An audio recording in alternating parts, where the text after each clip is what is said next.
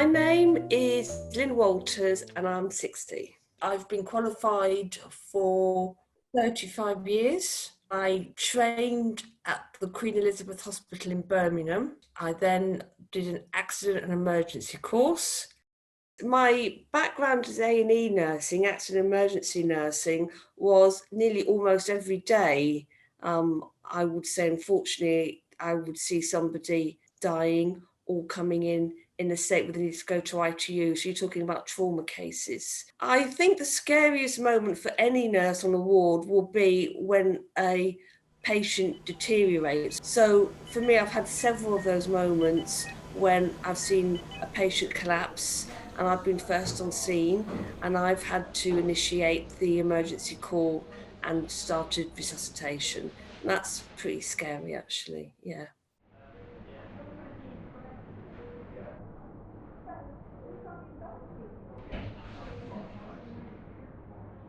My name is Eileen Leslie Vaughn and I'm 72.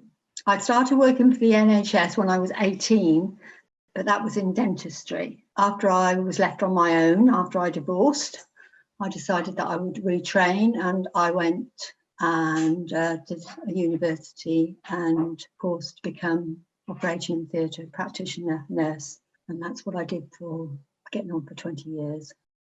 I didn't do an awful lot of work on the wards, only as I was a student then. But my scariest, there have been one or two really hairy ones in theatres. One in particular was when I had to do a harvest. Well, a harvest is where somebody has died and then their organs are taken. And that can be a very scary process. And then afterwards, we've got all the preparation of how shall I put it, laying the patient to rest, washing them and dealing with them.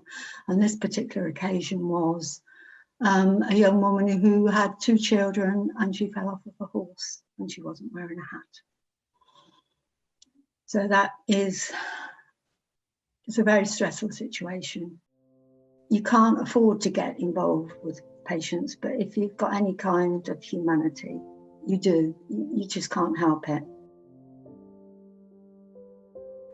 You do have more sympathy for some people than others, because I can remember one instance that we had somebody in theatre who had actually killed on the road by dangerous driving one of our junior doctors, and he was under the influence and he hadn't got any insurance or anything like that, but we still had to treat him with the same dignity and respect that we do anybody else.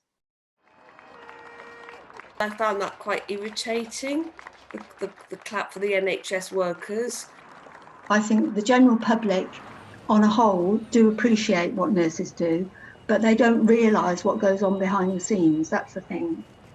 Nursing care or frontline care has been there for the last 50 years, since the inauguration of the NHS in the 40s.